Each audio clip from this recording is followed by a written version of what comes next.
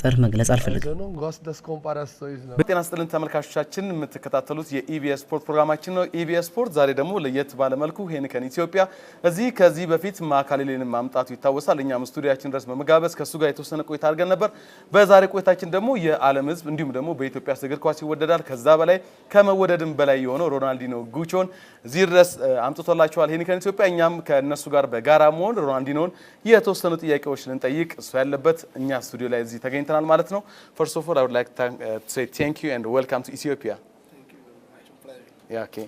እንግዲህ ተመልካቾቻችን የተወሰነ ቆይታ ይኖርናል። የተለያዩ ጥያቄዎችን በፖርቹጊዝ ስለሚያወራ የተወሰነ ትራንስሌሽኖችም ይኖርናል። በቀጥታ ወደ ፕሮግራማችን እንገባለን። The first thing that I would like to ask you is that in the football world በእግር ኳሱ ዓለም በርካታ ሰዎች ፔሌን ከማራዶና ሜሲን ከሮናልዶ እንዲሁም አንተን ከዚዳን ጋር ያነጻጽራሉ። ከነዚህ ውስጥ ያንተ ምርጫ የቱ ነው? Eu nunca gostei das comparações, então ከሌሎች ተጫዋቾች ጋር የሚደረግ ንጽጽር እንብዛም አይመቸኝም። ስለዚህ ከማን ጋር በብቃት እንደምንነጻጸር መግለጽ አልፈልግም። eu não gosto das comparações não. በግሌ ከ10 በላይ ሽልማቶችን እንደ ባሎን ዲዮር የዓለም ኮከብ ተጫዋችነት ክብርን አሸንፈዋል። ለአንተ ትልቅ ቦታ ያለው የቱ ነው? Todos foram importantes, desde quando eu era muito novo, todos os títulos foram እስካሁን ያገኘኋቸው ሽልማቶች በሙሉ ለኔ ልዩ ቦታ አላቸው። ስለዚህም ለመምረጥ እቸገራለሁ። Let back to on 2002 in the World Cup there was a sensational goal against England. ወደ 2002 የዓለም ዋንጫ ልመልስህ። እንግሊዝ ላይ ያስቆጠርካት ግብ የምንጊዜም ያንተ ምርጥ ግብ ናት? Foi deles, né, pela importância, né, de በእርግጥ እሷ በጣም ወሳኝ ግብ ነች። ምክንያቱም ሀገሬን በዓለም ዋንጫው ወደሚቀጥለው ዙር ማሳለፍ የቻለች ስለነበረች። importantes com certeza. If you will not ሮናልዲኖ እግር ኳስ ተጫዋች ባይሆን ኖሮ ምን ይሆን ነበር? Então acho que se não fosse jogador, certamente እግር ኳስ ተጫዋች ባልሆን ሙዚቀኛ ሆን ነበር።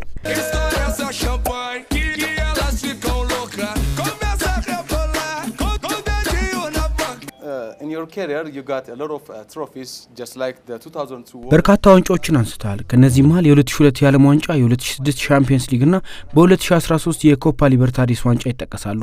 ከነዚህ ውስጥ አንዱን ምረጥ ብትባል ያንተ ምርጫ አይቱ ነው? fico lisonjeado, né, de ser né, por enquanto o único que conquistou tudo isso. ብዙ ዋንጫዎችን አሸንፌያለሁ። ለዚያም ነው አሁን ጫማዬን የሰቀልኩት። አሁንም ሌሎች ባለ ተሰጥኦ ወጣቶች በእኔ ቦታ እንደሚተኩ ተስፋ አደርጋለሁ። Graças a Deus, né, ele me abençoou e tomara que venham outros também que consigam essa façanha.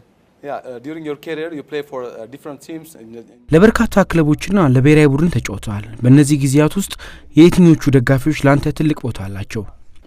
É difícil porque em todos eu ሁሉም የተጫወትኩባቸው ክለብ ደጋፊዎች በጥሩ ሁኔታ ነው የተቀበሉኝ። ስለዚህም አንዱን ለመምረጥ እቸገራለሁ። que eu joguei toda vez que eu volto eu sou tratado com muito carinho. ወደ ባርሴሎና ቆይታ ልመልስህ። ከባርሴሎና ስትለያይ የነበረ ስሜት ምን ይመስል ነበር? De alegria, porque saí ባርሴሎናን ስለቅ ከቡድኑ ጋር ብዙ ዋንጫዎችን ከማሸነፍ አንፃር በጣም ደስተኛ ነበርኩ። ስለዚህ በባርሳ ቆይታዬ ደስታ ነው የሚሰማኝ። sensação de dever cumprido. አብራቸው ከተጫወትካቸው ተጫዋቾች መካከል ያንተ ምርጥ 11 ተጫዋቾች እነማን ናቸው? Just 11 is very hard. 11 ብቻ ለመምረጥ በጣም ይከብዳል። እንደ ሜሲ፣ ሮናልዶ፣ ሪቫልዶ፣ ሮቤርቶ ካርሎስ፣ ካፉ፣ ማልዲኒ፣ ቤካም፣ ኢብራሂሞቪች፣ ፔርሎ እንዲሁም ቼሊኒ ካሉ መሪ ከሆኑ ተጫዋቾች ጋር በመጫወቴ እድለኛ ነበርኩ። ነገር ግን 11 ብቻ ለመምረጥ እጅግ ከባድ ነው። Maldini, Pirlo, Beckham, Ibrahimovic, Thierry Henry. Então tive a sorte de jogar com todos esses. Então é impossível dizer só 11. Então levanta a mão.